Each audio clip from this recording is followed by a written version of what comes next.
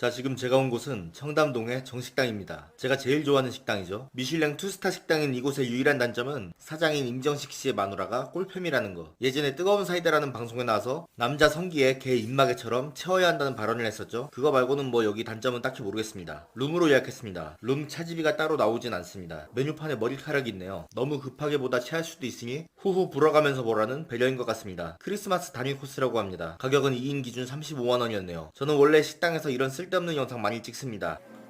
뭐 하는 거야? 이걸 왜 찍어? 찍고 있을 때 가만히 있어.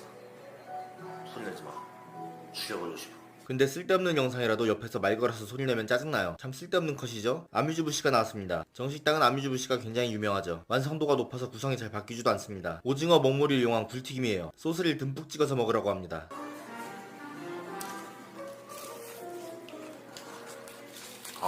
무슨 말이 필요 있겠습니까? 한마디면 됐지. 훈제된 고등어회와 샤워크림입니다.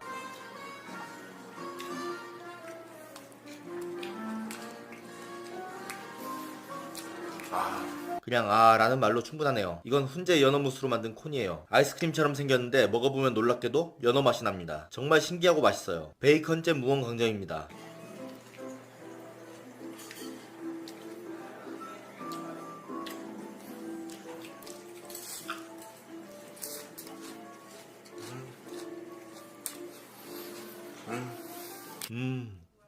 이런 맛이네요. 감태로 마무리한 어리굴젓 쌈밥이에요. 젓가락질 진짜 씨발. 이걸로 아뮤즈부시가 끝났습니다. 첫 번째 에피타이저인 캐비어가 나왔어요. 아래 보이는 건 간장으로 간을 한 참치회예요. 옆에 준비된 들기름을 살짝 뿌려서 먹으면 됩니다. 향 좋다.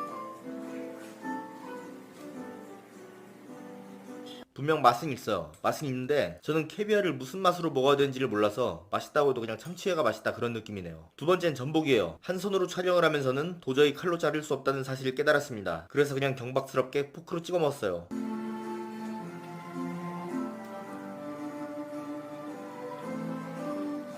여성 비하 논란이 있을 수 있으니 모자이크 처리를 해야 하나? 전복 구이가 맛이 없을 수가 없겠죠. 세 번째는 맛있는 김밥입니다. 메뉴 이름이 맛있는 김밥이에요. 겉은 김부각이고 안에는 밥과 불고기, 트러플이 들어있습니다. 트러플 소스 찍어서 먹으면 돼요. 이게 개별 메뉴로 치면 29,000원이에요. 근데 진짜 니값 제대로 합니다.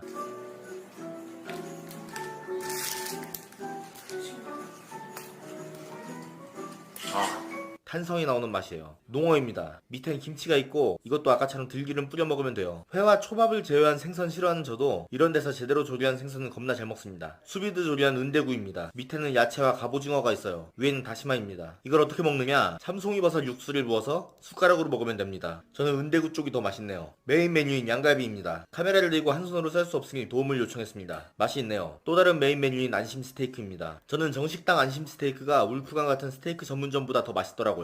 옆엔 더덕입니다. 제 기준으로는 역시 소고기가 양고기보다 더 맛있네요. 위에 쌀튀김이 올라와 있는 오미자차입니다. 맛은 쌀튀김이 올라와 있는 오미자차 맛이에요. 크리스마스 디저트로 보이네요. 맛은 있는데 정식당 시그니처 디저트인 도라르방이랑 마약 옥수수를 먹고 싶었는데 많이 아쉽네요. 마지막으로 커피와 함께 먹을 수 있는 뿌티푸드가 나왔습니다. 정식당 와보신 분들은 알겠지만 시그니처 메뉴인 성게 비빔밥이 없습니다. 사실 정식당에 오는 이유 절반 이상이 이것 때문인데요. 말을 들어보니 성게 상태가 안 좋아서 1, 2월 이후에 다시 내놓을 거라고 하네요. 만족스럽긴 했지만 역시 성게 비빔밥을 못 먹은 건 굉장히 뼈 아픕니다. 조만간 성게 비빔밥 먹으러 다시 와야겠어요.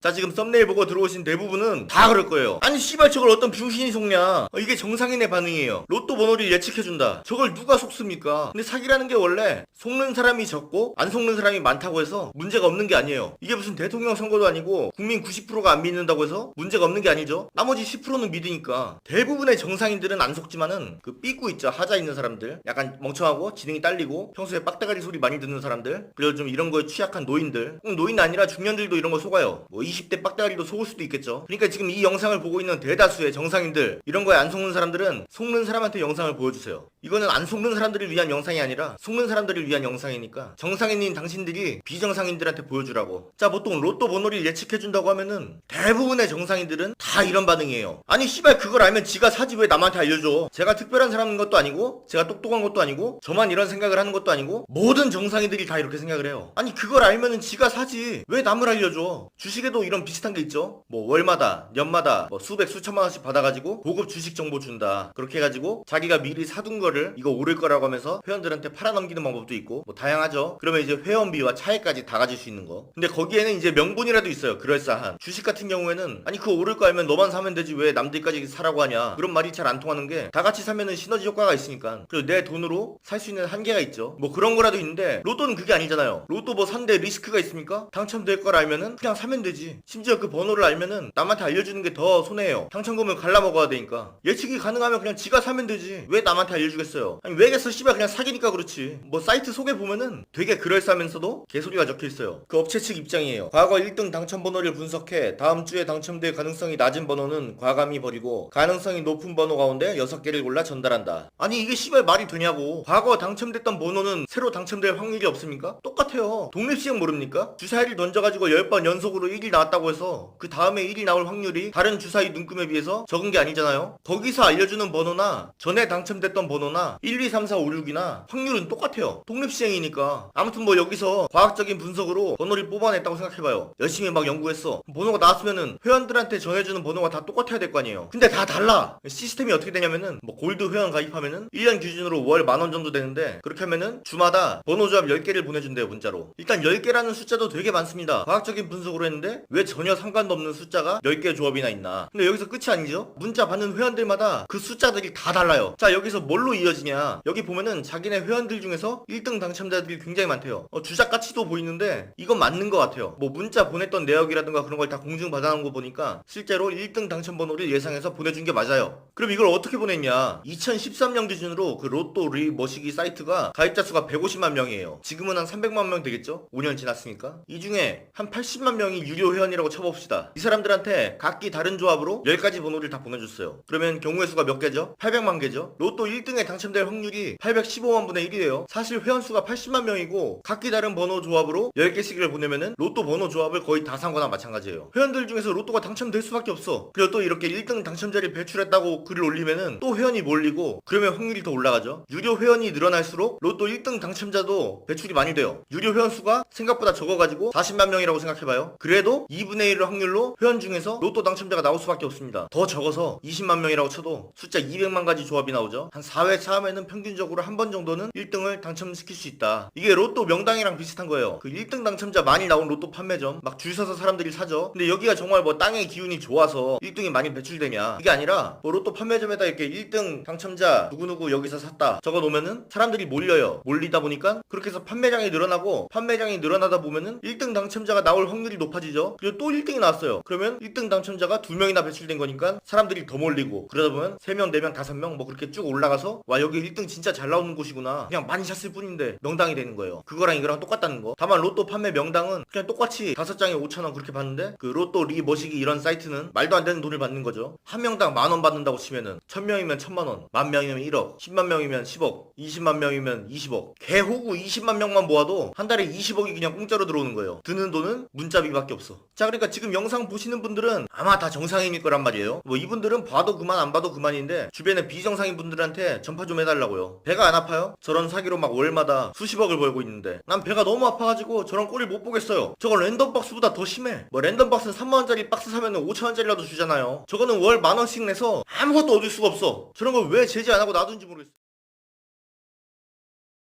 자 지난 시간 동안 우리가 숱하게 봐왔던 뉴스가 있어요. 바로 강력범죄 피해자 10명 중 8명이 여성이라는 그런 뉴스예요. 자 본론으로 들어가기에 앞서 우리 페미 언론사 JTBC의 뉴스 앞부분을 하나 보고 갑시다. 네, 여전히 사회적 약자임을 부인할 수 없는 여성들에 대한 폭력, 살인과 강도를 포함한 강력범죄 피해자 10명 가운데 8명은 여성입니다. 자 살인과 강도가 포함된 강력범죄 피해자 10명 중 8명이 여자래요. 그래서 여자는 사회적 약자다. 이렇게 들어보면은 살인 강도 피해 여자가 남자보다 훨씬 많구나 뭐 이렇게 들리죠. 결론부터 말하면 개소리입니다. 일단 이런 보도를 듣고 논리적으로 접근해보면은 아니 여자가 사회적 약자라서 범죄 피해를 많이 당하는 걸까? 사회적 약자가 이런 데 쓰이는 말이 맞나? 우리가 잠깐 강도짓을 한다고 생각해봅시다. 어디 집에 가서 돈을 빼앗아야 돼요. 그럼 어느 집을 털지 정해야 되는데 남자 집을 털겠습니까? 여자 집을 털겠습니까? 상식적으로 아무래도 여자 집을 터는 게 더 편하겠죠. 뭐 절도를 한다고 생각해봐도 남자는 보통 가방을 들고 다니지 않죠. 들고 있는 짐이라고 해봤자 핸드폰과 지갑이 전부인데 지갑은 보통 주머니에 넣고 있으니까 가져가기가 힘들죠. 근데 여자 같은 경우에는 만약에 명품 핸드백을 가지고 다니는 여자가 있다. 안에도 뭐 비싼 게 들어있을 거라고 예상할 수 있고 밖으로 이제 드러나 있으니까 훔치기도 쉽겠죠. 달리기만 봐도 남자보다 여자가 느리기 때문에 여자를 범행 대상으로 삼기가 더 편할 것 같아요. 내가 범죄자라면. 자, 통계를 안 보고 그냥 논리적으로 접근해 본 거예요. 근데 방금 제가 말한 건 다 헛소리입니다. 통계를 봐야 돼요. 자, 저는 대검찰청 홈페이지에 있는 통계를 가지고 얘기할 거예요. 2016년 기준입니다. 여기 이렇게 통계를 좀 띄워드릴게요. 자, 우리가 그냥 강력범죄라고 통틀어서 말하는데 강력범죄는 두 가지로 나뉩니다. 그 두 가지는 흉악과 폭력입니다. 자, 일단 강력범죄, 폭력에 있는 범죄는 어떤 것들이 있나 한번 살펴보겠습니다. 폭행, 상해, 협박, 공갈, 약취와 유인, 체포와 감금, 손괴, 강요, 주거침입, 뭐 단체 등의 구성 이런 거는 조폭 얘기하는 거고요. 자, 근데 강력범죄 폭행에 속하는 피해자를 보니까 전체 25만 1889명의 피해자 중 남자가 13만 1718명이에요. 여자는 8만 2549명이고 자, 그러니까 강력범죄 폭력 같은 경우 남자 피해자가 훨씬 많습니다. 그렇다는 건 뭐냐? 피해자 10명 중 8명이 여자라는 거는 강력범죄 폭력을 제외한 흉악만 놓고 본 거예요. 언론사들이 지금 그런 디테일한 얘기를 전혀 안 하고 있어요. 전체 강력범죄를 놓고 보면 남자 피해자가 훨씬 많다는 거를 얘기를 안 하고 있죠. 왜냐? 언론한테 중요한 거는 남자를 가해자, 여자를 피해자로 만드는 거니까 이런 내용은 보도해서는 안 되겠죠. 자, 그러면 강력범죄 흉악으로 봅시다. 실제로 강력범죄 흉악 피해자 같은 경우 전체적으로 보면 남자 피해자가 10.1%, 여자 피해자가 83.6%, 나머지는 성별 미상인 경우고요. 피해자 성비가 이렇습니다. 확실히 피해자 10명 중 8명이 여자가 맞아요. 어떻게 보면 줄여 말한 걸 수도 있어요. 실제 통계로는 10명 중 8.3명이 여자니까 0.3을 줄여서 말했다고 할 수도 있겠네요. 자, 이렇게 보면은 흉악한 범죄는 여자가 훨씬 더 많이 당하는 걸로 보여요. 근데 좀 디테일하게 한번 살펴봅시다. 살인이 948건인데 살해당한 남자가 521명이고 여자는 379명이죠. 살인으로 죽은 남자가 여자보다 훨씬 많아요. 자, 강도를 봅시다. 전체 강도 1181명 중에서 남자 596명이 강도를 당했고 여자 535명이 강도를 당했어요. 강도도 심지어 남자가 더 많이 당했네. 뭐 제가 처음에 논리적으로 접근했을 때는 아무래도 강도가 좀 쉽게 강도짓을 하려면 남자보다는 여자를 타겟으로 하는 게 더 쉽기 때문에 그래서 여자를 많이 노린 거지, 이게 뭐 성차별, 여성혐오 그런 거랑은 상관이 없다. 여자가 신체적 약자라서 타겟이 된 거지 뭐 사회적 약자 그런 거랑 상관이 없다. 뭐 그렇게 얘기를 했는데 왜 틀렸다고 하는지 이제 아셨죠? 살인, 강도 모두 남자 피해자가 더 많습니다. 왠진 모르겠네요. 자, 방화 피해자 전체 1477건 중 남자 피해자 731명, 여자 피해자 516명. 아니, 살인, 강도, 방화 다 남자가 많이 당했어요. 아까 뉴스에선 분명히 살인과 강도가 포함된 강력범죄 피해자 10명 중 8명이 여자라면서 마치 여자가 남자보다 살인과 강도도 더 많이 당한 것처럼 말했는데 그런 착각을 불러일으키기 위한 그런 멘트였어요. 자, 그러니까 여기까지 정리해보면은 흉악범죄 4개 중에서 살인, 강도, 방화 이 3가지가 남자 피해자가 훨씬 많습니다. 그리고 강력범죄 폭력 탭에서는 전체적으로 다 남자가 높고요. 완전 다 합산해도 남자가 더 많다는 거. 그렇다면 피해자 10명 중 8명이 여자라는 건 대체 무슨 이유일까? 바로 강력범죄 흉악 마지막에 있는 성폭력 때문에 그래요. 이 강력범죄 흉악의 전체 피해자가 33,000명인데 그 중에 29,000명 이상이 성폭력 피해자예요. 그러니까 이 탭 하나로 통계가 완전히 뒤집힌 건데, 아니 성폭력이면 충분히 강력범죄 맞잖아요. 뭐 그럴 수가 있어요. 근데 여기서도 좀 자세히 한번 들여다봅시다. 우리가 성폭력이라고 말하면은 성폭행, 강간 뭐 그런 걸 생각할 텐데 약간 좀 달라요. 한번 여기 안에 있는 거를 한번 다 읽어봅시다. 자, 강간, 간음, 강간 등 상해, 강간 등 치상, 강간 등 살인, 강간 등 치사, 특수강도 강간 이런 거는 확실히 빼도 박도 못하는 강력범죄 맞죠? 근데 문제는 강제추행입니다. 강제추행 피해자 수가 여기 있는 성폭력 범죄 중에서 절반을 차지해요. 근데 요즘에 뉴스를 보면 알겠지만은 강제추행이 얼마나 애매한지 다들 아시지 않습니까? 증거도 없이 강제추행범이 되고 벌금을 선고받고 징역형을 선고받고 지금 그러고 있어요. 강제추행을 빼면 성폭력 범죄가 반으로 줄어드는데 과연 이렇게 뻥튀기 된 숫자가 큰 의미가 있을지 모르겠습니다. 일단 좀 더 한번 읽어보죠. 카메라 등 이용 촬영, 이건 뭐 이제 몰카 얘기하는 거고, 성적 목적의 장소 침입, 뭐 목욕탕 탈의실이나 여자 화장실 침입, 통신 매체 이용 음란, 핸드폰으로 여자한테 뭐 야한 사진 보내고 그런 거 얘기하는 거예요. 공중 밀집 장소 추행, 물론 뭐 지하철에서 엉덩이를 만졌다던가 핸드폰으로 야자를 보냈다던가 여자 화장실에 남자가 침입했다던가 뭐 그런 게 피해자에게는 굉장히 뭐 끔찍할 수 있어요. 몰카는 당연히 끔찍한 범죄고, 그런데 이게 과연 흉악한 강력범죄라고 부를 수 있을까요? 뭐 흉악하다는 말이 뭐 객관적인 지표가 없지 않습니까? 누군가는 흉악하다고 할 수도 있죠. 근데 이제 다른 범죄와 좀 형평성을 봐야 되는 게, 다른 흉악범죄인 살인, 강도, 방화 이거랑 여자 화장실에 침입한 게 같은 수준의 범죄라고 생각하십니까? 남자가 여자보다 살인을 더 많이 당했거든? 이렇게 말했는데 어쩌라고 여자는 남자가 막 고추 사진 보내기도 하는데 뭐 그런 거랑 뭐가 달라요? 이게 어떻게 같은 흉악범죄야? 어떻게 여자 화장실 침입한 거랑 고추 사진 보낸 거 그런 거를 살인이랑 같이 놓고 볼 수가 있습니까? 그러니까 언론이 이런 걸 제대로 말을 안 해요. 그러니까 무조건 여자를 피해자로 만들어야 되기 때문에 아까도 뉴스 시작 봐요. 살인과 강도가 포함된 강력범죄 피해자 10명 중 8명이 여자. 근데 살인과 강도는 정작 남자가 더 높았죠. 지네들도 말하기가 좀 쪽팔린 거야. 여성 강력범죄 피해자가 자체가 상당히 많이 뻥튀기 되었다는 거를 지네도 아니까 말을 안 해요. 말을 안 하고 뭉뚱그려서 살인 강도가 포함된 강력범죄라고 그렇게 말하는 거지. 실제로 무시무시한 흉악범죄, 폭력범죄 위험에 남자가 더 많이 노출되고 있어요. 그러니까 앞으로 강력범죄 피해자 10명 중 8명이 여자라는 말을 하는 애들한테는 조카 씨바이언하라고 전해줘.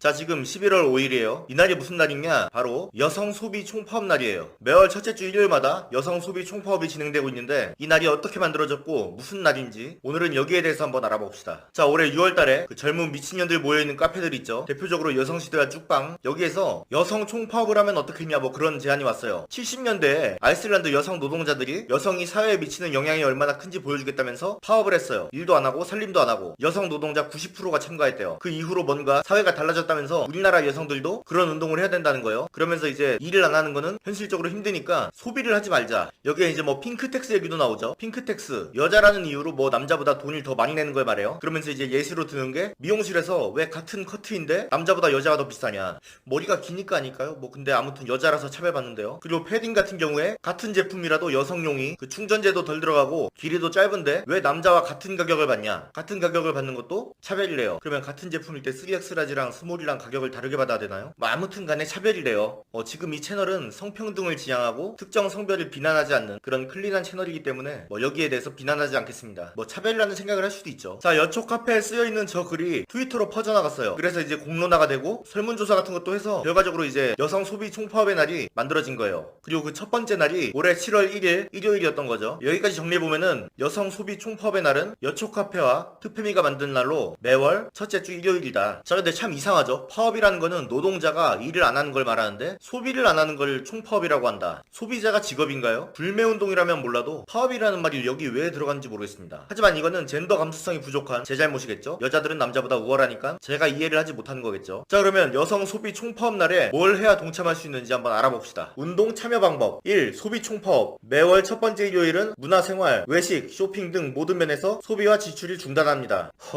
2. 여성 소비 총파업. 소비 불끄기 10분간 SNS 정전. 오후 9시에 해시태그와 꺼진 전구 이미지 게시 후 10분간 계신 곳의 전력 소통과 SNS 중단을 통해 연대를 확인합니다. 9시 10분에 퍼포먼스의 마무리로 켜진 전구 이미지를 게시합니다. 자, 이 부분 짚고 넘어가지 않을 수가 없죠. 매월 첫째 주 일요일마다 저녁 9시에 SNS를 10분 동안 안 한다. 이게 대체 무슨 의미가 있을까요? 저처럼 이제 업으로 SNS를 하는 사람이 아닌 이상 보통은 하루에 글 하나 쓸까 말까 하죠. 아주 많이 쓴다는 저도 평균적으로 보면은 한두 시간에 하나씩 써요. 저녁 9시 10분 동안 글을 안 쓴다는 게 티가 납니까? 이게 무슨 말이냐면은 얘네는 한 2, 3분에 한 번씩 글을 계속 쓴다는 거예요. 하루 종일. 그런 식으로 진짜 미친듯이 트위터만 하니까 막 트윗 개수 보면 막 몇만 개 그렇게 되죠. 그러니까 얘네는 10분 동안 SNS를 안 한다는 게 뭐 엄청 대단한 일인 줄 알고 있어요. 얘네 입장에선 되게 티나는 거야. 와, 우리가 10분 동안 SNS를 안 한다. 트위터 페북 긴장해라. 아무 의미 없죠? 이게 정상적인 사람이라면 과연 이런 생각을 할 수 있을까? 하지만 이것도 제가 젠더 감수성이 부족해가지고 이해를 못한 걸 수도 있어요. 여자는 항상 오르니까. 그리고 10분간 불을 끄는 건 또 무슨 의미인지 모르겠어요. 상징적인 의미로 전구 사진을 올린다는데 전구는 보전계의 상징 아닙니까? 물론 보전계가 여자가 만든 말이긴 한데 여성 혐오의 상징이잖아요. 참 이해가 안 되는데 이것도 뭐 제가 젠더 감수성이 부족한 탓이겠죠. 3. 38 적금 인증. 매월 첫 번째 토요일은 여성의 날인 3월 8일을 기념하여 38로 시작하는 금액을 적금 통장에 넣습니다. 예를 들어서 한 달에 적금으로 3,838원을 넣던가 3,800원을 넣던가 뭐 38,000원을 넣던가 여성 채용, 여성 임원 비율이 높은 은행에다가 그런 적금을 들래요. 뭐 자기들이 적금 넣는 걸 가지고 누가 쫄기를 바라는 거예요. 적금 넣어서 뭐 만기까지 채우면은 자기들이 좋은 건데 그걸 누가 무서워해야 되지? 이것도 잘 모르겠는데 역시나 이건 제가 젠더 감수성이 부족해서 이해를 못한다는 거. 자, 사실 이 운동은 오늘이 4개월 차인데 여태까지 아무런 효과가 없었습니다. 이게 뭔가 첫 번째 일요일마다 여성 소비가 줄어들었다는 뭐 통계가 나왔으면은 지금 페미 언론들이 굉장히 많죠. 이런 데서 뭐 몇 프로가 줄었다 이렇게 뉴스를 쓸 텐데 하나도 그런 얘기가 없어요. 왜냐? 정작 이 운동에 참여하고 있는 여자들도 까먹어 그걸. 이런 운동이 있었다는 걸 까먹어요. 열정적으로 참여하는 이 사람들도 까먹는데 그걸 어떤 일반 여성이 하겠습니까? 그리고 이 참여 방식이라는 게 굉장히 좀 어처구니가 없어요. 여자들이 어떤 식으로 참여하고 있는지 한번 봅시다. 7월 1일 꼭 소비를 해야 한다면 현금으로 합시다. 왜냐면 가시적인 결과로 반영되는 게 중요하니까요. 꼭 소비를 해야만 하는 상황이라면 현금 영수증도 끊지 않고 현금으로 소비합시다. 가장 쉽게 집계가 되는 것이 신용카드니까 현금도 없다면 삼성카드, 현대카드 피해서 씁시다. 자, 왜 현금을 쓰라고 하냐? 현금을 쓰면은 어떤 성별이 샀는지를 알 수가 없죠. 현금 영수증을 끊으면은 주민등록번호라던가 핸드폰 번호가 나오면서 신원이 나오게 되니까 그것도 끊지 말자는 거예요. 그러면 이걸로 이득 보는 사람들은 누구다? 자영업자죠. 이거 혹시 자영업자 연합회 같은 데서 기획한 날이 아닌가 싶어요. 삼성카드 쓰지 말라는 거는 페미가 원래 좌파 쪽이고 좌파는 원래 삼성을 싫어하죠. 현대카드 같은 경우에는 예전에 정태영 사장이 데이트 장소에서 남자보다 여자가 카드를 많이 쓰는 일이 없대요. 데이트 비용을 거의 다 남자가 내고 있으니까 없대요. 그래서 뭐 남자들이 불쌍하다 뭐 그런 식으로 트윗 올렸는데 그 이후로 이제 페미들한테 찍혔죠. 그러니까 이 두 카드사는 이제 거르자 그러는 거예요. 그러니까 눈 가리고 앙호하자는 거죠. 소비 총파업인데 정 돈을 써야 된다면 써라. 대신에 여자 명의인 신용카드 쓰지 말고 현금 써라.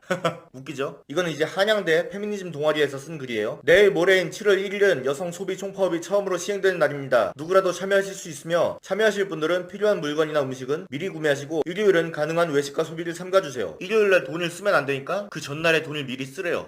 아니 이거 조삼모사 아닙니까? 이게 무슨 파업이에요? 예를 들어서 현대차 노조가 총파업을 하는데 그 파업날 전날에 자기들이 막 야근해가지고 그 파업날 할 일까지 다 끝내놓고 파업을 하는 거예요. 이게 무슨 의미가 있습니까?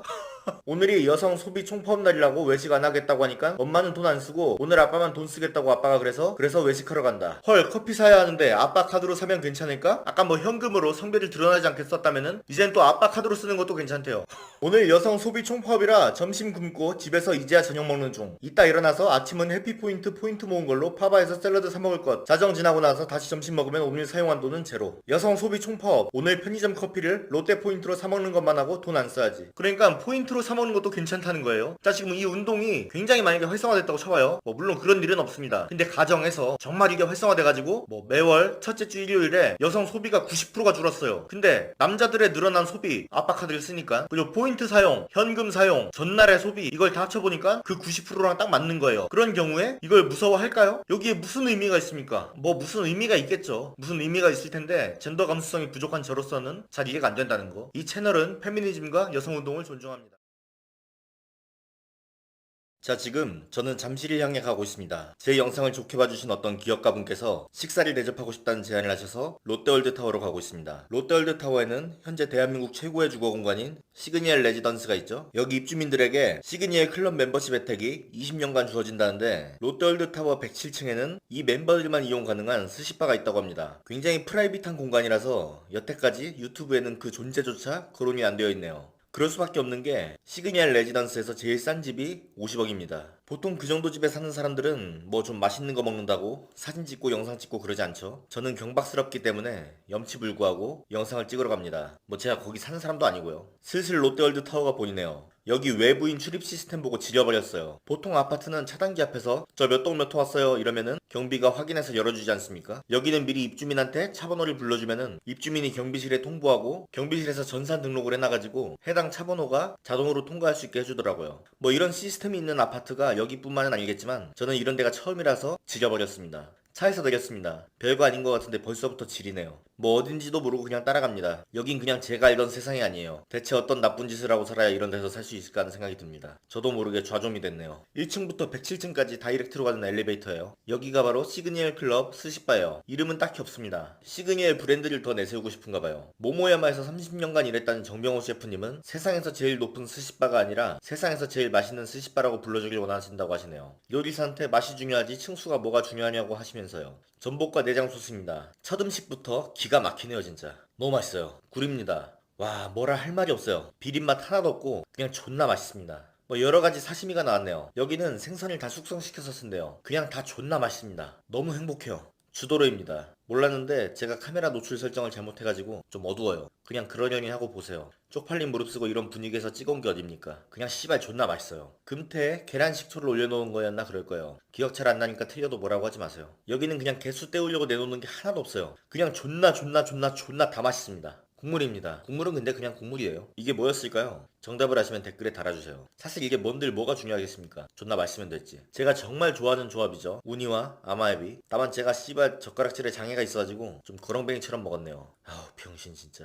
이게 삼치였나 그럴 거예요. 구워만 먹는 생선인 줄 알았는데 숙성시켜 내놓으니까 장난 아닙니다. 그냥 존나 맛있어요. 가리비에 트러플을 올린 거던가 그럴 거예요. 진짜 무슨 아낌없이 주는 나무 마냥 재료를 퍼줘요. 마지막에 가격 공개할 건데 들으면 깜짝 놀랄 거예요. 광어와 시소 등을 버무려서 만든 건데 와 정말 존나 맛있어요 진짜. 보통 광어 대충 내놓지 않나요? 너무 맛있습니다. 무슨 생선 구이였는데 적당히 맛있었어요. 이게 뭐였을까요? 뭔진 모르겠지만은 전 여기서 먹은 초밥은 죄다 존나 맛있었어요. 이것도 맛있었겠죠. 이것도 된장으로 어떻게 뭐 한 거였는데 기억은 잘 안 나네요. 젓가락질 못하는 것 같이 보이죠? 생선이 얼마나 부드러운지를 보여주려고 일부러 저런 거예요. 아님 말고요. 내기도로입니다. 먹고 기절한 줄 알았어요. 존나 씨발 개맛있습니다 진짜. 무슨 생선 껍질 부위를 살짝 구워서 만든 건데 이거 진짜 개미쳤습니다. 진심 무슨 식감도 그렇고 맛도 그렇고 진짜 씨발 너무 맛있어요. 우니 이꾸라동이 맛이 없을 리가 없잖아요. 와 진짜 영상 다시 보는 거 고문이에요 씨발 진짜. 청어입니다.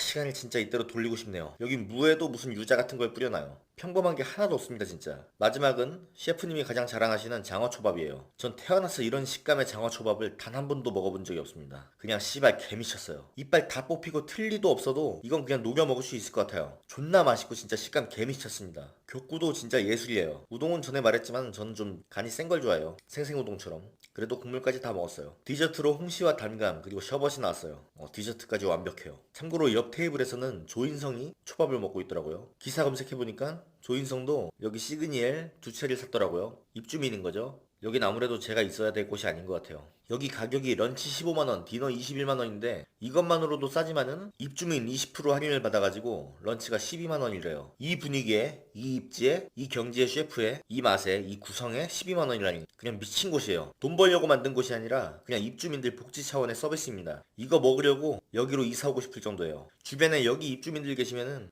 무릎 꿇고 빌어서라도 꼭 오세요. 전 다 먹고 무릎 꿇었습니다. 시그니엘 레지던스 로빈 42층에 왔어요. 지금은 테스트 운영 기간이라서 그런지 음료와 과자류가 그냥 무료래요. 몇 잔을 마시든 다 무료랍니다. 이번 달이나 다음 달부터 조식 서비스도 시작할 예정이라고 해요. 뷰가 진짜 미쳤어요. 저기 보이는 게 롯데월드입니다. 입주민들은 42층에 있는 실내 골프장, 헬스장, 사우나를 무료로 이용할 수 있대요. 집 구경을 잠깐 해봅시다. 프라이버시가 있으니까 한 3초 정도만 공개할게요.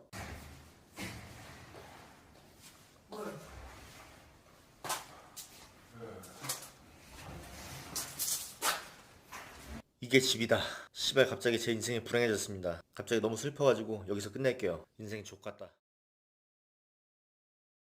자, 지금 치어리더 논란 때문에 말들이 굉장히 많죠? 사건을 간단하게 요약을 해보면은 삼성 라이온즈 소속 2000년생 미성년자 치어리더 황다건이 인스타그램에 이런 글을 올렸어요. 치어리더라는 직업은 재밌고 좋은 직업이지만 그만큼의 대가가 이런 건가? 한두 번도 아니고 댓글창은 진짜 더러워 못 보겠고 나에 대해 비하하는 사람은 자기들은 뭐 얼마나 대단길래 연락으로 관계하는 묘사부터 해서 사진 영상 다양하게도 오는데 제발 좀 성적으로 성희롱이든 뭐든 너무 심한 것 같은데 그렇게 이런저런 글 보게 되면 그날 하루는 다 망치는 것 같고 하루 종일 이 생각밖에 안 나고 이젠 겁이 나기도 하고 내 얘기가 이렇게 돌아다니는가 싶고 막막하다. 부모님이 이런 거 보게 되는 것도 난 그저 죄송스러울 따름이다. 이 글에 첨부된 사진이 일베 캡처 사진인데 제목 이런 년 진짜 임신시키고 싶다 하면서 그 황다건 치어리더의 사진을 올리고 벌어진 골반에 새하얀 허벅지 하 씨발 암캐년 이런 글을 올렸어요. 이래가지고 저 성희롱한 일베충에 대한 비난이 굉장히 쏟아져 나오고 있습니다. 여기까지는 아주 올바른 방향으로 흘러가고 있는데 갑자기 치어리더를 폐지하자는 의견이 나왔어요. 심지어 그게 국민청원까지 올라갔습니다. 치어리더는 여성 성상품화입니다. 왜 우리나라 프로스포츠 농구나 야구에 여성 치어리더만 있는지 의문입니다. 왜 남자들이 뛰는 경기에는 여성 치어리더들이 있는데 여자들이 뛰는 경기에는 남성 치어리더들이 없는 겁니까? 짧은 치마와 배꼽이 보이는 크롭티를 입고 남자를 응원하는 여성 치어리더야말로 우리나라의 성차별 폐해입니다. 그러니 여성 치어리더뿐만 아닌 남성 치어리더도 생겨야 한다고 생각합니다. 치어리더 성추행 관련하여 스포츠 경기에 치어리더를 없애주세요. 치어리더 본인들도 성희롱 성추행이 발생한다고 하니 조속히 치어리더 제도를 폐지해 주십시오. 여초 카페 반응을 한번 살펴볼게요. 야구 치어리더 난리나고 한남들 일부러 치어 폐지하자고 지랄 오버 떠는 것 같음. 직업 존폐로 협박하는 것도 아니고 참. 그러면서 쿵쾅이들이 그랬다 하더라. 지들이 쿵쾅이면서 아닌 척 오죠. 내 말이 메가리 직업 없앤다 이 지랄하던데 처우 개선이 필요하지 직업을 왜 없앰? 중신들이 성희롱을 애초에 안 하면 될 거 아냐. 지능 낮은 거 자랑해. 여초 카페에서는 치어리더 폐지를 한남들이 주장하고 있다고 그런 식으로 글을 쓰더라고요. 근데 여초 카페의 다른 글을 한번 볼게요. 근데 장기적으로는 없어져야 할 직업 중 하나인 건 맞아. 여성 성상품화를 위해 만들어진 직업이니까. 레이싱걸도 그렇고 하지만 극단적으로 바로 없앨 수 있는 것도 아니고 차차 해결책을 마련해야겠지. 야구장 갈 때마다 느끼는 건데 치어리더라는 직업이 왜 있어야 하는지 모르겠어. 당장은 현재 치어리더들 생계가 달려있으니 방안을 마련해야겠지만 존재의 이유는 모르겠음. 난 없어져야 한다고는 생각함. 직업이라도 그게 성상품화인 건 맞잖아. 위 때처럼 레이싱걸도 그렇고. 치어리더 이해 안 돼. 어린 여자애들 벗고 나서 춤추는 게 왜 응원? 나도 진짜 없애야 된다고 생각함. 나도 왜 있어야 되는지 모르겠음. 램저들 야구 치어리더 없애자니까 존나 발작하네. 쯧쯧. 없앴으면 제발. 지들끼리도 의견 통일이 전혀 안 됐어요. 어떤 여신은 한남들이 치어리더를 없애려고 한다. 지들이 성희롱 안 하면 되는 거 아니냐. 이런 식으로 글을 쓰고, 또 어떤 여신은 치어리더 그거 성상품화 직업 아니냐. 없애자. 그러고 있어요. 자, 일단 제 개인 의견부터 말하면은 전 치어리더가 없어지든 말든 아무 상관이 없어요. 왜냐면 전 태어나서 야구장에 간 적이 한 번도 없고, 야구 경기를 TV로 인터넷으로 본 적도 한 번도 없어요. 치어리더에 관심을 가진 적도 한 번도 없고, 뭐 그 정도 노출로 해서 제가 흥분되거나 그런 일도 없어요. 아니 야동도 있는데 그 노출 얼마나 된다고 그거 보고 흥분하게 생겼어요. 저는 치어리더가 없어지든 말든 아무 상관이 없어요. 근데 저와 반대로 치어리더가 있고 없고가 가장 상관이 큰 사람, 바로 치어리더 본인이죠. 방금 그 얘기에서 치어리더 본인 입장은 하나도 안 나와 있어요. 전혀 상관도 없는 제3자들이 자기 직업을 없애달라, 아니 나 있어도 된다 그러고 떠들고 있죠. 저 성희롱으로 고통받고 있는 미성년자 치어리더가 치어리더라는 직업을 없애달라고 했습니까? 없애야 되는 거는 그 성희롱을 하고 있는 일배충이죠. 자, 뭐 댓글들 보니까 그런 노출 있는 직업이고 보여주기 위한 직업은 그 정도 성희롱은 감수해야 된다, 뭐 그런 얘기가 있는데 전 그렇게 생각하지 않습니다. 뭐 섹시하다, 다리가 예쁘다, 가슴이 크다, 뭐 그 정도는 모르겠는데 임신시키고 싶다 이건 좀 아니잖아요 진짜. 없애야 될 건 치어리더가 아니라 악플러들이죠. 그 황다건 치어리더한테 그것도 못 참을 거면 치어리더 하지 마라, 난 그런 사람들을 이해 못 하겠어요. 자, 그리고 치어리더라는 직업을 없애려는 건 과연 한남일까 페미니스트일까? 페미니스트죠. F1에서 레이싱걸이 퇴출됐을 때 그거 누가 없앴어요? 페미니스트들이 없앴죠. 라운드걸도 마찬가지고 성상품화라면서 없앴잖아요. 근데 그때도 레이싱걸 본인들의 의사는 전혀 반영되지 않았죠. 오죽하면 TV 프로그램에 레이싱걸이 나와가지고 페미니스트들을 깠죠. 그 사람들 때문에 우린 직업을 잃었다고. 자기들은 직업에 자부심을 가지고 있었는데 페미니스트 덕분에 몸을 파는 사람 취급을 받게 됐다면서 페미니스트들을 깠죠. F1 관계자들을 깐 게 아닙니다. 페미니스트들을 깐 거예요. 성상품화 단어만 들으면 나빠 보이는데 이게 과연 나쁜 걸까요? 성상품화를 누가 하고 있습니까? 본인 스스로가 하고 있죠. 치어리더, 레이싱걸, 라운드걸 그거 뭐 한남충들이 강제로 납치해가지고 뭐 억지로 시키는 거예요? 자기들이 자발적으로 하는 거지. 넓게 보면 아이돌 가수들도 성상품화예요. 예쁜 외모를 팔아가지고 돈을 벌지 않습니까? 근데 저는 이게 나쁜지 모르겠어요. 자기 잘나고 예쁜 외모를 이용해서 돈을 버는 게 뭐가 나쁩니까? 아프리카 여캠 남캠 다 성상품화예요. 그 사람들 막 한 달에 1억씩 벌고 그러는데 거기 가가지고 당신은 성상품화 피해자입니다, 저희가 나서서 도와드릴게요, 아프리카 남캠 여캠 방송을 없애드리겠습니다. 그럼 이 사람들 반응이 어떨까요? 족간 소리 하지 말라고 하겠죠? Girls can do anything이라면서요. 여자는 다 할 수 있다면서. 다 할 수 있는데 레이싱걸 하면 안 되고 라운드걸 하면 안 되고 치어리더 하면 안 돼요? 다 할 수 있다며? 다 못하네요. 다 못하게끔 제약을 거는 게 오히려 같은 여자 아닙니까? 보적보. 성상품성이라고는 1도 없는 년들이 성상품성이 있어가지고 자기 자신이 높은 가격에 팔고 있는 그 사람들을 판매하지 못하게 하고 있어요. 질투라고밖엔 생각이 안 돼요. 난 어차피 레이싱걸, 라운드걸, 치어리더 하지도 못하는 거 그냥 직업을 없애버리자. 유리천장을 누가 만들고 있는 거예요? 멀쩡히 잘 일하고 있던 사람들을 한순간에 창녀로 만드는 게 누굽니까? 근데 심지어 이런 페미니스트 단체들은 창녀는 또 옹호해요. 성 판매권을 달래. 구매자는 처벌하더라도 성을 판매할 수 있는 권리는 줘야 된대요. 아니 창녀야말로 성상품화의 끝판 아닙니까? 자기들이 좀 밑으로 깔아볼 수 있는 창녀들의 성상품화는 괜찮지만은 남들에게 인기 있고 부러움을 사는 그런 성상품화는 반대하고 있죠. 보적보. 예쁜 여성분들은 자기들이 가로막고 있는 게 한남충인지 페미니스트인지 잘 한번 생각해보세요. 답은 나와 있습니다. 그리고 이런 논란 안 터지게 한남충들은 좀 이상한 댓글 좀 쓰지 마세요. 같은 남자가 봐도 족같아. 자, 지금 동탄에 맛있는 스시집이 있다고 해서 가고 있습니다. 원래 일정 수준 이상 초밥집은 다 서울, 그것도 강남 등 잘 사는 지역에 몰려 있어요. 그 외 지역에 가게를 열면 경쟁은 덜할지 몰라도 손님과 일할 사람 구하기가 어렵습니다. 좀 죄송스러운 말인데 못 사는 동네에다 초밥집 차려놓고 인당 17만원이라고 하면은 동네 사람은 아무도 안 오거든요. 또 가난한 사람들 모욕한다는 말 들릴까봐 조심스럽긴 한데 이게 현실이에요. 동탄은 그래도 서울 외 지역 중에서 소득 수준이 꽤 높은 편이고 천안 같은 데서도 찾아올 만한 거리라서 여기에 차렸나 봅니다. 가게 별명이 동탄의 축복이에요. 동탄에 이런 가게를 차려주셔서 감사합니다, 뭐 그런 느낌인 것 같아요. 위치가 서울에서 좀 떨어져 있어가지고 평일 예약은 그렇게 어렵지 않았습니다. 다 왔습니다. 길 건너편 건물에 세아스시가 있습니다. 자, 여기가 바로 동탄의 축복이라는 세아스시입니다. 닷지에 앉아서 기다립니다. 사시미와 생선 내장이 함께 나왔습니다. 같이 곁들여 먹으려는데 보기엔 좀 혐오스러울 수 있지만 맛있네요. 참고로 저는 스시를 굉장히 즐기지만 생선 이름은 아직도 저도 몰라요. 외우고 배우려는 의지가 하나도 없거든요. 맛있고 맛없고만 알면 됐지 뭐 꼭 그런 것까지 알아야 하나 그런 생각이 있어요. 뭐 이렇게 무성의하게 올려도 전문가가 시간대별로 무슨 생선인지 정리해가지고 댓글 써주겠죠. 두 번째로 나온 사시미입니다. 조리개를 최대 개방으로 해놨더니 초점이 존나 안 맞네요. 세 번째로 나온 사시미입니다. 젓가락질이 진짜 씨발 진짜 마지막도 무늬 오징어는 알아보겠네요. 맛있어요. 고등어가 나왔습니다. 비린맛 하나도 없고 맛있어요. 옥돔이었나 그럴 거예요. 17만원이라서 그런지 스시 나오기 전에 사시미가 굉장히 많이 나오네요. 생참치입니다. 제가 살코기 별로 그렇게 좋아하는 편 아닌데 맛있어요. 아, 새우 정말 맛있습니다. 입에 넣고 씹는데 살이 계속 씹혀요. 제가 정말 좋아하는 재료죠. 우니. 우니를 자주 못 먹으면 우니? 막 이래. 피조개입니다. 피조개는 뭐 그냥 적당히 뭐 그랬어요. 아, 진짜 개멋있다. 정어리입니다. 정말 맛있어요. 전갱이였나? 맛이 좀 기억이 안 나네요. 나쁘진 않았을 거예요. 아까 사시미로 나왔던 생참치로 만든 스시예요. 맛있습니다.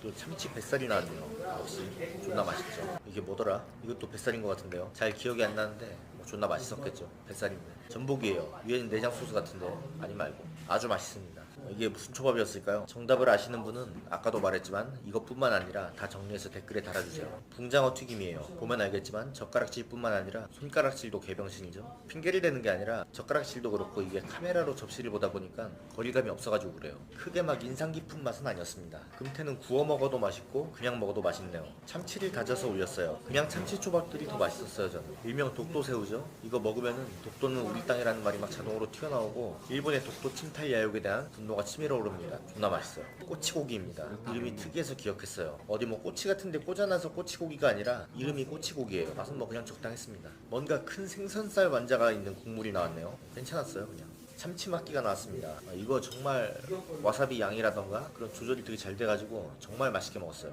계란은 적당히 뭐 그냥 그랬습니다. 트러플 소스를 곁들인 장어구이. 마무리가 아주 좋아요. 맛있습니다. 우동은 제가 입맛이 좀 자극적인 걸 좋아해가지고 이건 좀 심심하다는 생각이 들었어요. 그냥 적당했습니다.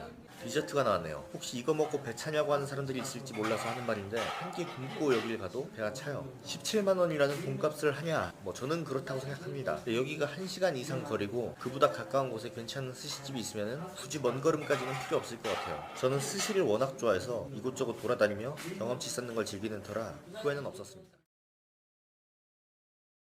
윤서인 개새끼. 자, 지금 영상 본론으로 들어가기 전부터 윤서인 개새끼를 외치고 사상검증부터 시작했습니다. 다들 왜 이렇게 시작한지 아시죠? 지난 그 윤서인 인터뷰 때 댓글들이 왜 저런 거랑 같이 어울리냐, 이미지 안 좋아진다, 손절해라, 뭐 그런 식으로 댓글이 달렸어요. 그래서 이번 영상에서는 그런 댓글이 달리지 않기 위해서 시작부터 사상검증을 했습니다. 자, 오늘 굉장히 핫한 뉴스가 있어요. 윤서인 징역 1년 구형. 기사도 엄청 많이 떴지만 온갖 커뮤니티에서 윤서인 곧 감옥 간다며 축제 분위기 근데 어떤 죄를 저질렀고 정말 감옥에 가는지 얘기한 사람은 없어요. 그냥 다 축제 분위기. 그래서 이번에 한번 정리해보려고 합니다. 자, 이번 사건 같은 경우 2년 전으로 거슬러 올라가야 돼요. 민중총궐기라는 시위에서 백남기라는 농민이 쓰러져서 중환자실에 입원해 있는 상태입니다. 그때 백남기 농민의 딸인 백민주화가 발리섬에 갔어요. 그리고 거기서 아버지의 사망 소식을 듣게 되고 한국으로 왔습니다. 근데 이걸 10월 달에 윤서인 작가가 만화로 그리면서 문제가 생긴 거예요. 만화를 잠깐 이렇게 화면을 띄워보면 만화 이름은 분명 자유원샷인데 두 컷으로 나눠져 있습니다. 원래 한 컷 만화였는데 만화가의 기량이 딸리다 보니까 두 컷으로 나눈 것 같아요. 자, 위 컷을 보면 아버지는 중환자실 침대에, 아래 컷엔 나는 휴양지 리조트 선베드에. 그러니까 이 만화의 의도는 그거죠. SNS에서는 나라 욕을 하며 아버지를 살려내라고 하지만 정작 본인은 아버지의 생사가 위태로울 때도 여행가서 놀기나 하고 있었다, 뭐 그런 거를 이제 까기 위한 그런 만화예요. 이 만화가 올라온 지 3일 뒤 백민주화는 윤서인 작가를 허위사실에 의한 명예훼손으로 고소했습니다. 그러니까 이거 자체가 허위사실이라는 거예요. 백남기 농민에게는 딸이 하나 더 있었는데 이름이 백도라지예요. 이게 뭐 닉네임이 아니라 실명이에요. 근데 이 백도라지가 백민주화 대신에 입장 표명을 했어요. 대체 뭐라고 했는지 한번 읽어보겠습니다. 동생의 시댁 형님은 올해 1월 아들을 출산했습니다. 친정이 발리인 시댁 형님은 새로 태어난 손자를 친정 부모님에게 보여드리고자 발리에서 아들의 세례식을 하기로 하였고, 동생의 시아주버니도 부모님을 비롯해 가족들을 데리고 같이 처가댁인 발리로 갔습니다. 예전부터 계획이 되어 있던 일정입니다. 단지 아버지께서 운명하시는 순간 발리에 동생이 머물고 있었다는 이유만으로 사실과 전혀 다른 주장을 하며 입에 담기조차 민망한 이야기를 하는 사람들에게 말하겠습니다. 우리 가족은 아버지가 돌아가신 후에도 검찰과 경찰의 강제 부검 시도 때문에 단 하루도 마음 놓고 슬퍼하지도 못했습니다. 이렇게 말하면서 부디 사람의 길을 포기하지 말라는 말까지 곁들였습니다. 그러니까 동생인 백민주화가 발리에 간 것은 가족 행사 때문이지 여행이 아니라는 거예요. 그래서 여행으로 표현한 윤서인 작가가 허위 사실에 의한 명예훼손을 했다고 고소한 것입니다. 근데 이게 과연 사실일까요? 자, 백민주와는 아버지가 한 고비를 넘겼기 때문에 안심하고 발리로 떠날 수 있었다고 말했습니다. 그런데 이게 사실과 매우 다릅니다. 당시 백남기는 서울대 병원에 입원 중이었는데 유가족들은 투석을 하지 않겠다는 서약서를 썼습니다. 그러니까 연명치료를 하지 않겠다는 건데 백남기 농민 같은 경우 투석을 하지 않으면 금방 죽는 상황이었어요. 그러니까 곧 죽을 거라는 걸 알면서도 발리로 떠난 것입니다. 백민주아가 발리에 갔다는 사실을 국민들이 알 수 있었던 이유는 백민주아가 페이스북에 글을 썼어요. 근데 페이스북에서는 현재 위치가 뜨는 경우가 있는데 위치가 인도네시아 발리 섬인 겁니다. 그러니까 백민주아, 백남기 농민을 지지하는 사람들, 그 사람들은 당연히 페이스북 오류일 것이다. 설마 이 상황에서 발리에 놀러 가는 사람이 어디 있겠냐, 그런 분위기였어요. 근데 본인이 인정하면서 약간 좀 분위기가 바뀌었습니다. 자, 그러면 이 두 컷 만화 중에서 윗컷은 단 한 치의 거짓도 없다는 사실이 밝혀졌습니다. 아버지는 중환자실 침대에 있었죠. 환자가 위독해요. 원래 중환자는 위독하니까 어서 조치를, 그러니까 서울대 병원에서는 조치를 취하려고 했습니다. 가족의 동의가 없어 방법이 없어요. 그러니까 유가족들이 연명치료를 포기했기 때문에 의사들은 뭐 어떻게 치료를 할 수가 없었습니다. 그러니까 맨 윗칸에 적혀있는 말들 중에 거짓은 단 하나도 없습니다. 남은 건 하나예요. 과연 백민주아는 여행을 간 것인가, 아니면 가족 행사를 간 것인가? 백민주아에게는 페이스북 말고도 다른 SNS 계정이 있었습니다. 그럼 바로 인스타그램인데 논란이 되자마자 글들을 다 삭제했어요. 근데 인스타그램 같은 경우에 미러링 사이트가 상당히 많죠. 지워도 어딘가에는 흔적이 남아있습니다. 찾아본 결과 본인 스스로가 인스타그램에는 여행 중이라고 글을 올렸어요. 그리고 비키니 입고 바다에서 수영하는 사진도 있고 운동하는 사진, 뭐 맛있는 거 먹는 사진, 멘트도 다 여행이 너무 행복하다며 1년 내내 여행하고 싶다는 그런 글까지 썼어요. 그 와중에 백남기가 마지막으로 씨앗을 뿌린 밀가루로 만든 제품을 판다며 광고 글을 올리기도 했습니다. 그런데 뻔뻔하게도 발리는 휴양지가 아니라 시댁 형님 친정이었다며 유족 혐오를 그만두라는 말까지 했어요. 이건 뭐 여혐도 아니고 유혐이네요, 유혐. 자, 결국에 이 만화에서는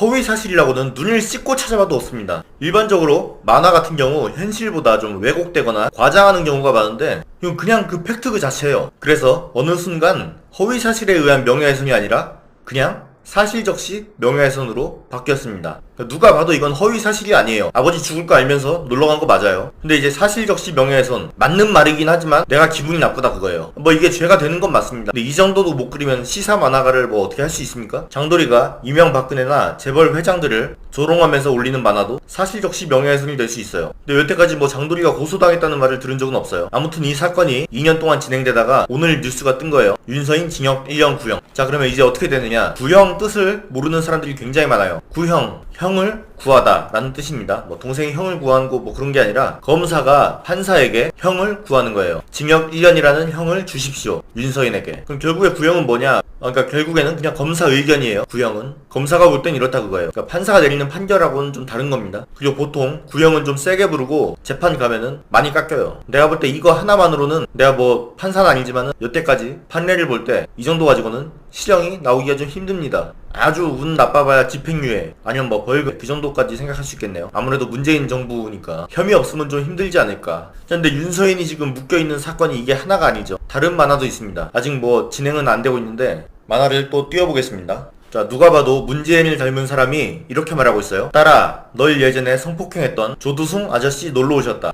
조두숭이라고 했지만 누가 봐도 조두순이죠 사실. 이런 걸로 막 피해 나갈 수는 없습니다. 사실 이 만화를 왜 그렸는지 모르는 사람이 상당히 많아요. 그림의 의도는 이래요. 문재인이 천안함 사건의 배경인 북한 고위직을 한국에 데려왔어요. 그리고 나서 아주 환대하는 거죠. 그러니까 이런 상황을 비유한 겁니다. 천안함 사건을 일으켰던 주범을 한국에 데려와서 환대하는 게 성폭행범을 집에 데려와서 환대하는 것과 뭐가 다르냐, 뭐 이런 의도예요. 그러니까 사실 이 만화는 만화 자체에 문제가 있는 게 아니라 조두순이라는 세 글자 때문에 문제가 된 거예요. 그냥 만약에 이게 이름이 안 적혀있고 그냥 성폭행범이라고만 했으면은 아무 문제가 안 됩니다. 내용 자체로는 비유가 맞아요. 맞는 비유예요. 다만 조두순이라는 이름을 썼기 때문에 피해자에게 트라우마를 줄 수 있고, 그리고 피해자 아버지를 모욕하게 된 거죠. 그러니까 만화 내용만 보면은 마치 나영의 아버지가 조두순을 집으로 데려온 것 같이 말하잖아요. 그러니까 이거는 인물의 이름이 나온 게 문제예요. 근데 뭐 이게 사실 의도가 중요한 건데 과연 윤서인에게 나영이 가족을 비하할 의도가 있었는가? 제가 볼 땐 의도는 없어 보여요. 그냥 생각이 짧았던 거지. 나영이 가족 욕을 해서 윤서인한테 뭐 얻는 게 뭐가 있겠어요. 그냥 비유를 하려다가 성폭행범의 대명사인 조두순을 쓴 것 같아요. 생각이 짧은 거죠 사실. 저도 뭐라고 했습니다. 자, 그럼 마지막으로 정리 들어갑니다. 윤서인이 감옥에 과연 갈 것인가 안 갈 것인가, 갈 수도 있고 안 갈 수도 있습니다.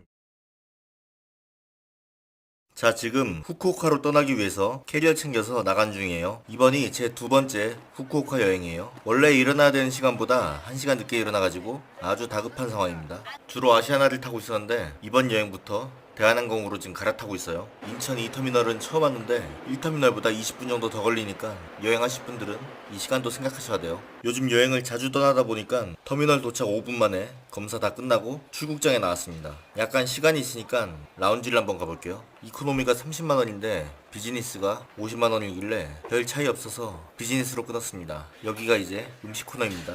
굳이 안 먹어도 되는데 여기서 컵라면을 안 먹으면 뭔가 손해보는 느낌이라서 저도 모르게 이제 물을 받는 거죠. 자, 이렇게 보면은 별거 아닌 것처럼 보이는데 먹어보면 놀랍게도 실제로 별거 아닙니다. 자, 이제 비행기 탈 때가 됐네요. 완전히 누워갈 수 있는 좌석인데 누울 시간은 없습니다.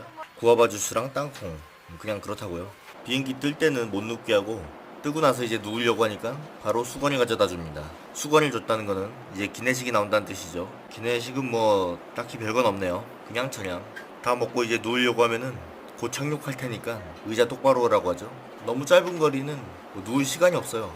그래도 앉아있는 건 이코노미보다 편하니까 돈이 아깝진 않습니다. 후쿠오카에 도착했는데 한글 패치가 아주 잘 돼 있죠. 현지 일본인 가이드를 지금 기다리고 있어요. 한국말을 아주 잘한다고 합니다.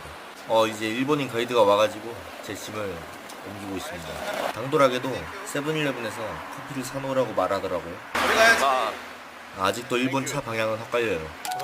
제가 촬영하느라 못 듣고 있으니까 가이드가 뜯어주네요. 역시 일본인은 정말 친절해요. 한국에서는 좀처럼 보기 힘든 하늘이죠. 좋겠다 너는. 이렇게 차 태워주고 좋은데 다 데리고 가고 스고이.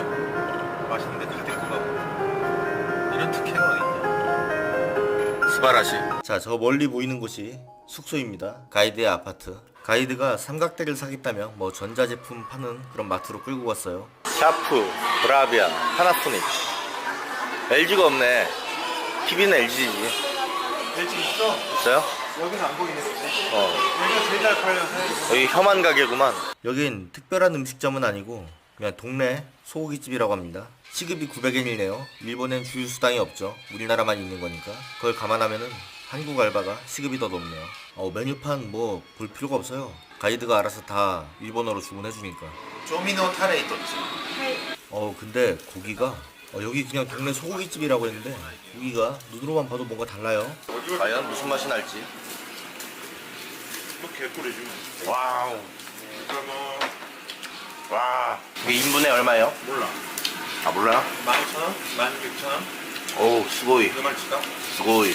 남자 둘이서 완전 배 터지게 고기로 다 채운 게 10만원 조금 넘는 수준. 진짜 엄청 싸죠. 여기 오기 며칠 전에 강남 새벽집에서 별로 맛도 없는 갈비 2인분에 한 13만원 준 것 같은데 그 생각하니까 진짜.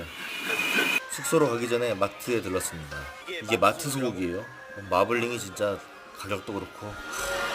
일본은 아직 카드보다 현금 위주로 거래하고 있네요. 여기가 가이드의 아파트입니다. 하늘 색깔이 그리고 여기가 집 내부입니다. 조망 진짜 개미쳤죠. 와. 미쳤다, 진짜 뷰.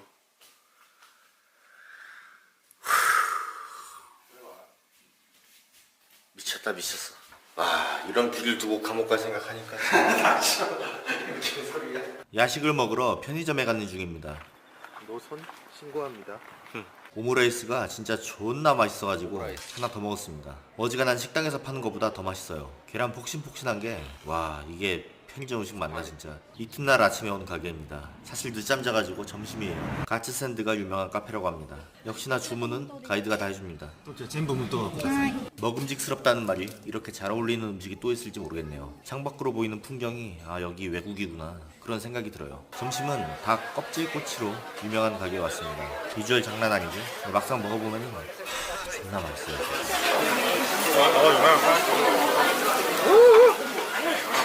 어우, 스고이. 천상의 맛이죠. 오징어조차 이게 과연 오징어에서 나올 수 있는 맛인가요? 오징어의 신세계지. 와. 말 안 했으면 오징어인지도 몰랐겠다. 심지어 그냥 주는 국물조차 존나 맛있습니다. 다양하게 먹기 위해서 이번에는 우동을 먹으러 왔어요. 차가운 거, 따뜻한 거. 저 따뜻한 거. 이건 뭐 맛집이라고 하긴 그렇고 체인점이래요. 보기엔 별거 없어 보이는데 실제로 별거 없었습니다. 별로예요. 화냈을 것 같아. 잠깐 시간이 남아서 카메라샵에 왔습니다. 우와, 돌았네. 제가 옆에서 계속 바람 넣어서 가이드가 300만원짜리 소니 카메라를 샀네요. 근데 보다 보니까 좋아 보여가지고 저도 한국 오자마자 바로 샀습니다. 저녁은 도시락을 먹기로 했습니다. 근데 이건 정말 맛이 없네요. 짜기만 하고. 일본인들이 많이 먹는다는 라면, 제 입맛엔 신라면이 훨씬 맛있습니다. 자, 마지막 날입니다. 철판 스테이크를 먹기로 했어요. 선택지가 되게 고급스러운 집과 덜 고급스러운 집 이렇게 두 가지가 있었는데 고급스러운 집은 다 예약이 돼서 덜 고급스러운 집으로 왔어요. 근데 여기만 해도 굉장히 고급스럽습니다. 1인당 4만원이 조금 안 되는 런치 코스를 먹기로 했는데 와, 진짜 너무 만족스러워요. 이 가격에 이 맛에 진짜 여기가 천국이구나. 아, 스프 너무 맛있는데? 고맙지 뭐.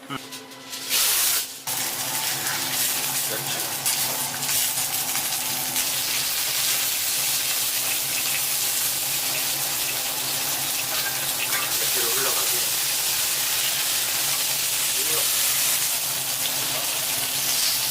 진짜 얼마나 맛있으려고.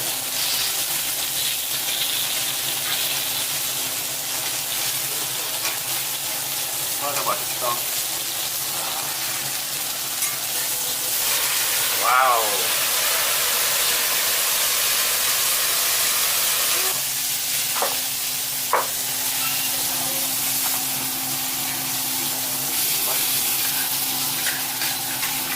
아.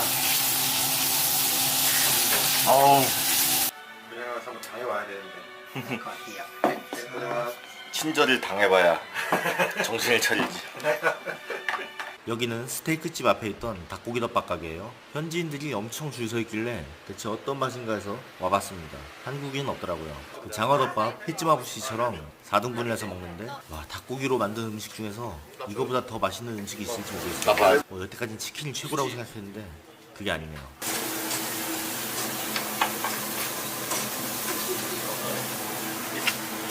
와.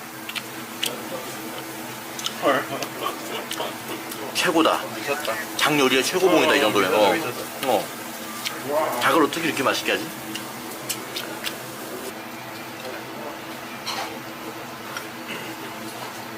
국물이 닭국물이네.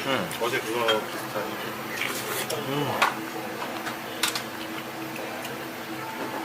너무 맛있다. 너무 만족스러운 식사. 질리지도 않아.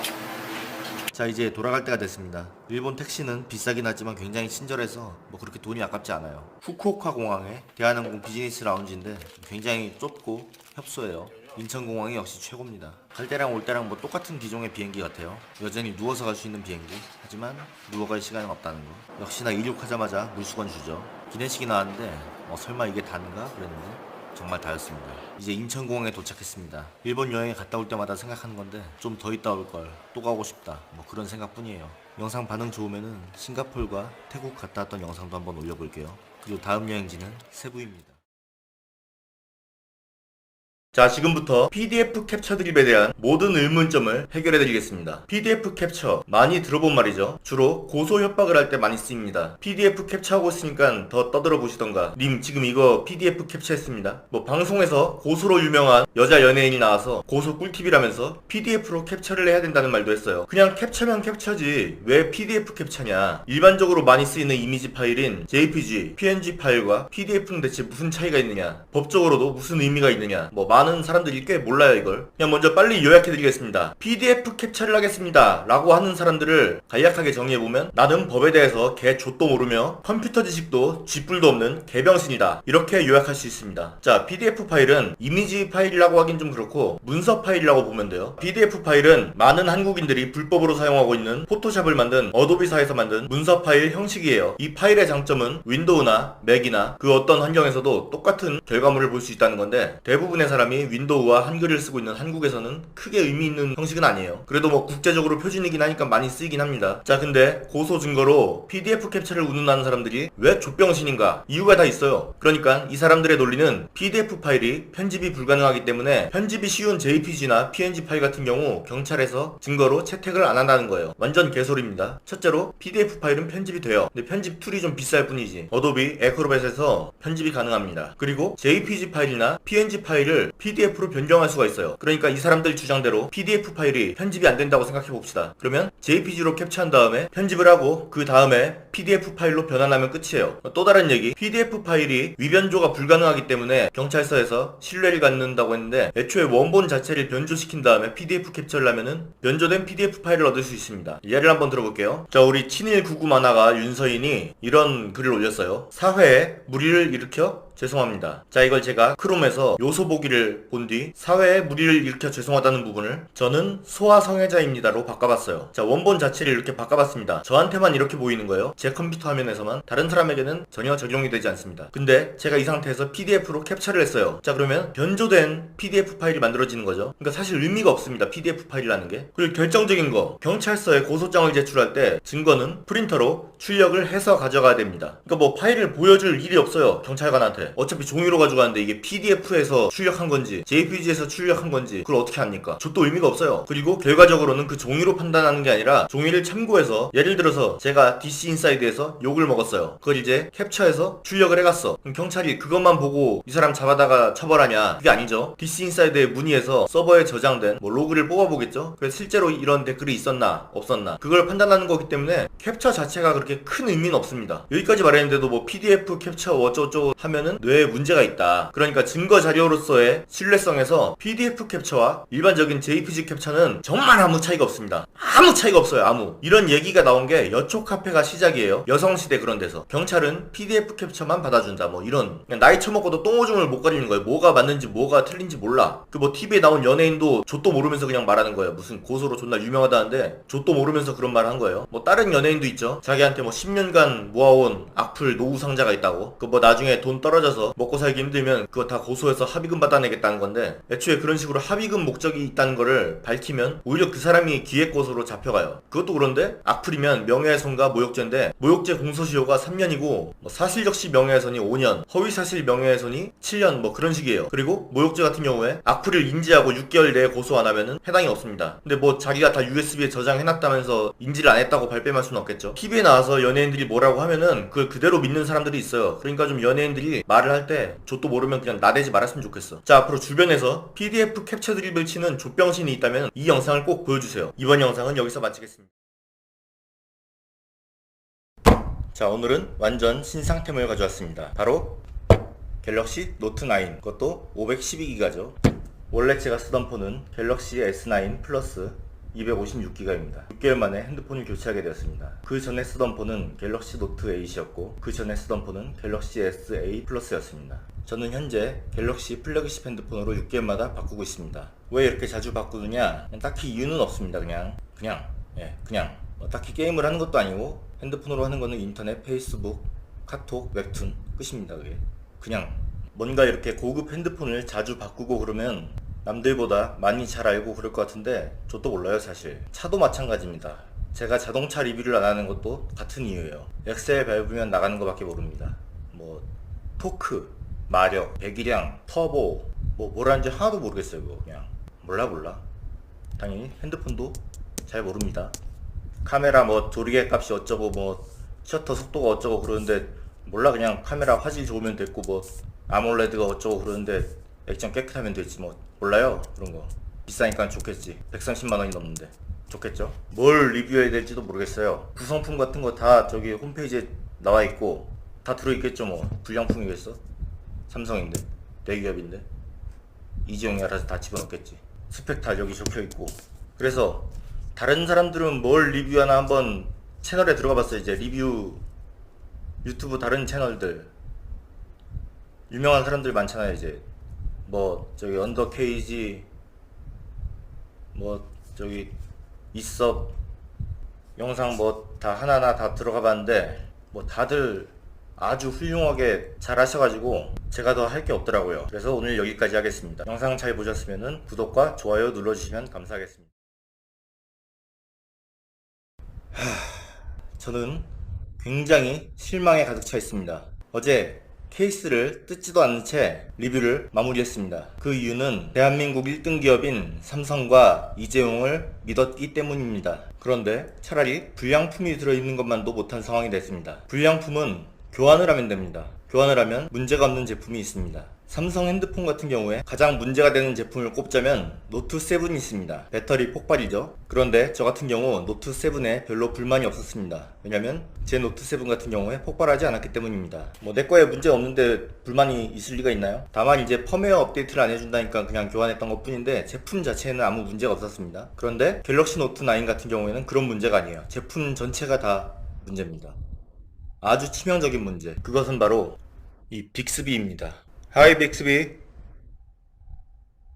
자, 이렇게 빅스비는 하이 빅스비라는 말로 호출할 수도 있고 이 볼륨키 아래에 있는 빅스비 버튼으로 빅스비를 호출할 수도 있습니다. 음성으로 호출하는 거는 아무 문제가 없어요. 내가 말을 안 하면 되니까. 사람이 태어나서 하이 빅스비라는 말을 잘못 말할 일이 얼마나 있겠습니까? 문제는 바로 이 물리키입니다. 볼륨 조절을 하기 위해서 왼쪽 버튼을 누르다가 빅스비 키를 누르는 일이 굉장히 많아요. 존나 많아요. 진짜 씨발 너무 많아. 미친듯이 많아요 진짜. 저도 쓰지도 않는 기능 때문에. 씨발 빅스비 진짜 안 써 이거. 왜 있는지 모르겠어 이거. 아니 일단 빅스비 쓰기가 쪽팔려요. 기계한테 말을 거는 것 자체가, 뭔가 기계랑 말하는 것 자체가 쪽팔려. 영화에서 저기 서양인들이 시리랑 얘기하는 건 좀 멋있어. 서양인들이 뭐 영화 배우 잘생긴 사람들이 시리랑 얘기하는 건 좀 멋있는데 내가 그래서 그런지 모르겠는데 나는 안 멋있어. 나는 쪽팔리다고. 저기 차에서 혼자 내비랑 얘기하는 것도 쪽팔려. 말 못 알아들어서 한 번 더 말하면 더 쪽팔리고. 뭔가 부끄러워. 빅스비랑 말하는 게. 안 하고 싶어. 그냥 내가 손으로 하는 게 더 편해. 안 쓸 거야. 근데 저 같은 사람이 많아요. 나만 그런 게 아니야. 나만 이상한 게 아니야. 네이버에 쳐보면은 빅스비 끄고 싶어 하는 사람이 엄청 많아요. 내가 이상한 게 아니라. 난 나만 그런 줄 알았지. 노트9 나오기 전작들, S9, 노트8, 빅스비가 있었는데 끄기 버튼이 없었어요. 근데 항의하니까 만들어줬어. 노트9을 내가 이제 받아서 이제 끄기 버튼을 찾는데 없는 거예요 이게. 그래서 열심히 찾아봤지. 어디다 숨겨놨나 열심히 찾았는데 아무리 찾아도 없어요 끄기 버튼이. 그래서 검색을 해봤는데 나처럼 찾는 사람들이 많은 거예요. 끄기 버튼 찾는 사람들이 네이버에. 근데 삼성에 문의를 해본 사람이 있대요. 먼저 답변이 온 거예요. 끄기를 막아놨대 삼성에서. 빅스비 많이 쓰라고 그냥 강제로. 그 높은 데서 빅스비 기껏 만들어 놓은 거 왜 안 쓰냐고 일부러 쓰게끔 끄기를 막아놓은 거지. 아니 쪽팔리다고. 기계랑 말하는 게 나는 쓰기가 싫어. 불편해. 안 쓰고 싶어요. 물론 무슨 외국 프로그램에서 이거 깔면은 뭐 어떻게 질 수도 있대. 근데 난 그런 거 깔기 싫어. 그냥 끄고 싶어. 그냥 쓰기 싫다고 꺼줘요.